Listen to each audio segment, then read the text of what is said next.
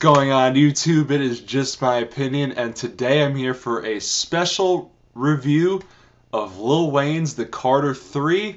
I haven't seen too many reviews of this, and it is approaching its 10-year anniversary. Lil Wayne, aka Wheezy F Baby, aka Lil Tunechi, aka Mixtape Wayne, rapper from New Orleans who joined Cash Money at the age of just 9 and was a member of the Hot Boys before finally blowing up with his own solo career, taking off back in 2004 with his release of the first Carter, became the Young Money CEO, I believe, in 2006. And from around 2004 to around 2007, 2008, approaching this project, the hype around him was real. He was claiming himself to be the best rapper alive, and he was definitely proving it by doing a lot of different things in hip-hop. He was releasing a slew of mixtapes. Seems like he had a new mixtape every season. Features on features on features. And when this finally came out in 2008, took the world by storm,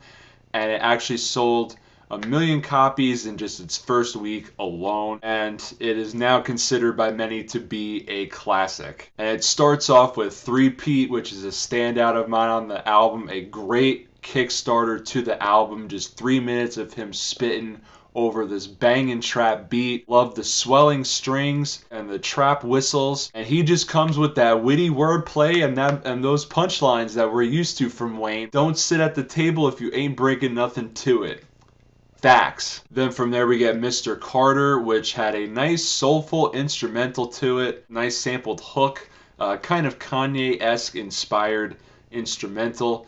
Features a dope verse from Jay-Z, and this was actually kind of a great passing of the torch moment. Jay's kind of passing of the torch to Wayne to be the future of rap. Then we get A Milli, which is another standout. This is absolutely a classic track.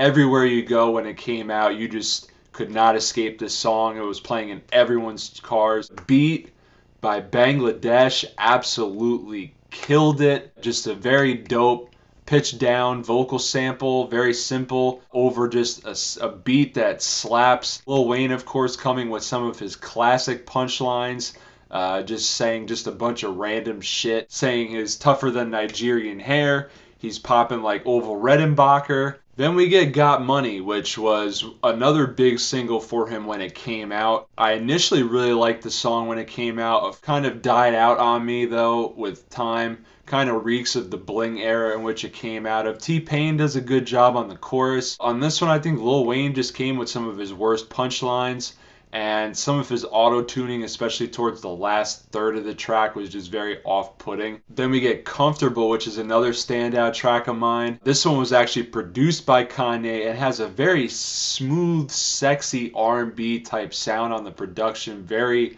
classic soulful production. Babyface on the hook kills it. Just sounds very smooth over this type of production. Beautiful guitars on it. And this song is about a chick, definitely very Beyonce Irreplaceable inspired. He actually shouts her out on this song. Basically just about, not taking him for granted. You could be easily replaced at any point in time. Overall, just a very dope song. Then we get Dr. Carter, which was produced by Swiss Beats, but kind of a low-key beat for Swiss Beats. And this was a very creative idea. Lil Wayne basically playing the hip-hop doctor role, trying to revive all these other rappers out here that are killing hip-hop. As you could actually hear some skits between nurses and Lil Wayne, and you could hear kind of the hospital sounds trying to revive his patients, and basically talking about how a lot of the game is lacking originality, flow, bars, creativity, and two of the patients in the song actually wind up dying, but he does revive one at the end. Spoiler alert. We then get Phone Home, produced by Cool and Dre. Banging instrumental from them as always. Always love their production. Eerie synths and beautiful pianos. Lil Wayne was killing it on his verses as well, but the one thing that always killed it for me for this song was the hook. I always thought it was very corny. He always tried to kind of compare himself to being an alien, but I just think that on this song it was just a little bit overdone. We then get Tie My Hands, which is actually produced by Robin Thicke and also features him on the hook. Song is very beautiful production, nice guitars and percussions, gives kind of a very somber mood, it's a very sad mood, as this song is all about the aftermath of Hurricane Katrina on the city in which Lil Wayne is from, New Orleans. It's actually a very heartfelt performance by Lil Wayne, one of his most heartfelt performances, I think, of his career. We then get Mrs. Officer, another standout track of mine. Love the laid back, smooth vibe on it. Love the guitars on it. Catchy ass chorus by Bobby Valentino. Dope verse from Kid Kid, as this song is all about him lusting after a woman lady police officer, and he had some pretty clever quotables in here and police metaphors. After we got done, said, "Baby, what's your number?" She said 911.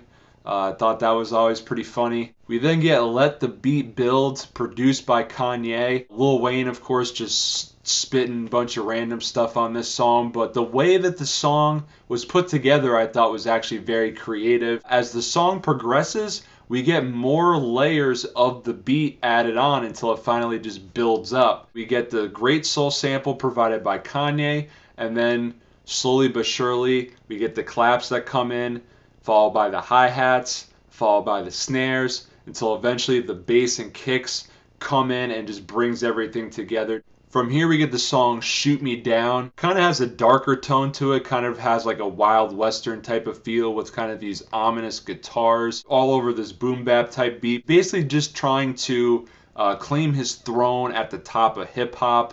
Also features a guitar solo in there, which I give him props, even though it wasn't great. It's something new, something different that was going on at the time. We then get Lollipop, which is one of my all-time favorite songs, period, and easily my favorite on this album. Very sweet instrumental to a great melody. And this was kind of the birth of the new wave sounds vocally in hip-hop, where we have Lil Wayne and Static Major kind of harmonizing and singing, rapping using the auto-tune effect.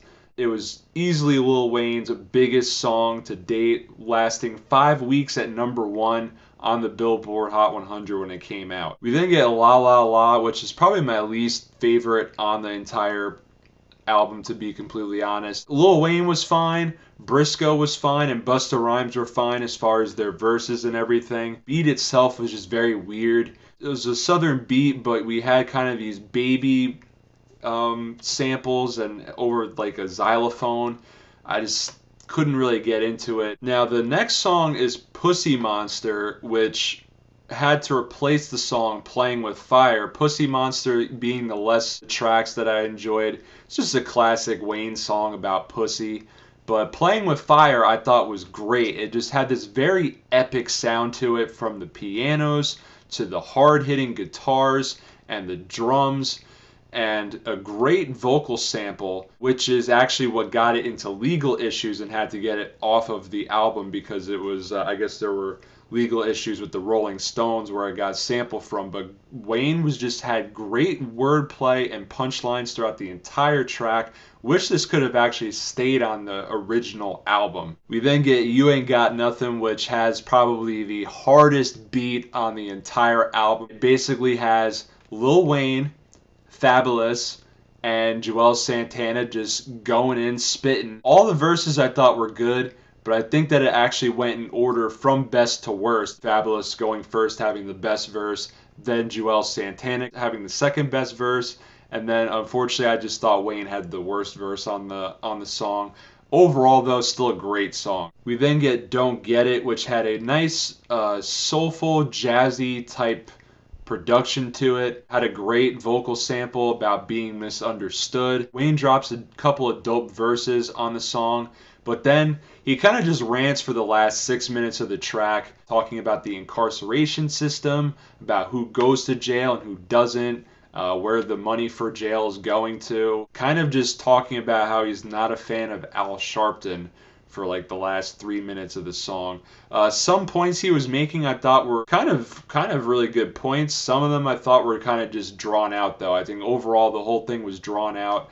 I think it could have been a very good closer to the album. And then we got 2 bonus tracks if you got the deluxe version, the first which being Lollipop Remix, which of course featured Kanye West. He killed it. The second of which being Prostitute 2, which is a standout track of mine, which was actually a remake of the original song Prostitute Flang, a promotional track that got him a lot of hype going into the album. Basically the same exact song, but the quality just got upped as far as everything goes, from the glossiness of the production and Wayne kind of croon rapping about a prostitute in which he's either lusting or in love with. And it actually featured a beautiful guitar solo. Whether or not that was Wayne who actually did the solo, I don't know. But whoever did it actually did a very good job, I thought. So in conclusion, a lot of people will argue, is this a classic? Is this not a classic?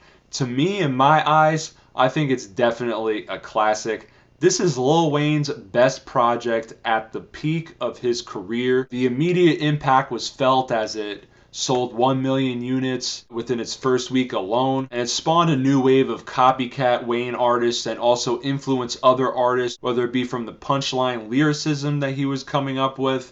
I saw it, influencing other artists such as Fabulous, Joel Santana, Busta Rhymes, Kanye West, all people featured on this album alone.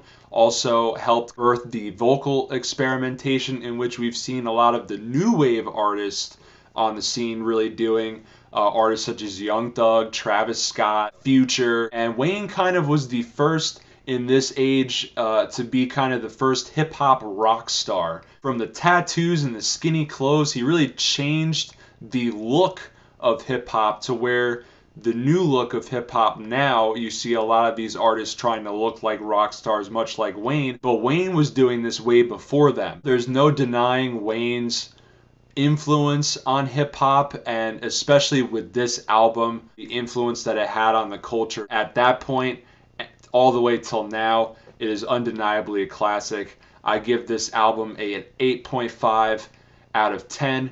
Remember, this is just my opinion, and thank you for watching YouTube. Yes, I love her like